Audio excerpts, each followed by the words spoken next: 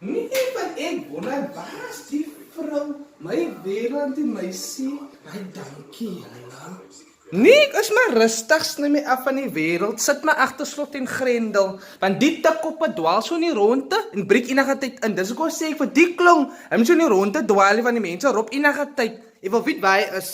Is waar hoor, maar weet jy, ek is so goddank bly dat my kind maar rustig by die huis sit. Hy gaan hier en dan na sy vriende toe, maar hy doen, ek maak seker hy moet sy huislike take eers te doen, voor hy uitstap. Maar rustige klomp man, ek geen klagtes. Nee, is ook hulle, wat so rustig is, wat die goed skelmpies doen, onder jou neus. Chat laat nog op die phone, meet hulle op die hoek. Ek weet nie wat hulle doen, die vader alleen sal weet wat hulle doen, maar vrou, sy moet waaksaam wees, hou dop wat daar aangaan, wat hulle te doen nog is. Mami, hulle het die brood gehad, dit was opgeries, en dan later weer op. Nee, heren, sy kan mos na die ander Somaliërs toe gegaan het. Ek het jou 1:30 teruggestuur, sy kon nou eerst hier aan. Waar is hy? Wat staan die op die hoeke? Ek het saam met Chommies gepraat, mami. Waar begon nou meer show? Nee, heren, wat is show? Landse, heren. Show? Heren, nie, dis al weet wanneer ek 'n show gooi. Ek wil weet waar toe te gaan, hoe laat te gaan, hoe lang het vir jou gevat om te gaan. Ek wil uitvinden. Heren, die meisie.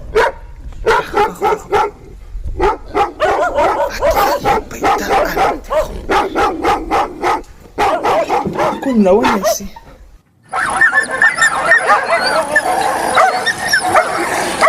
Wat de fuck gaat die buiten? Hallo Kira van honde. Hier is hy gaan al die koekwater en sambokko gaan al. Baas, die kittel.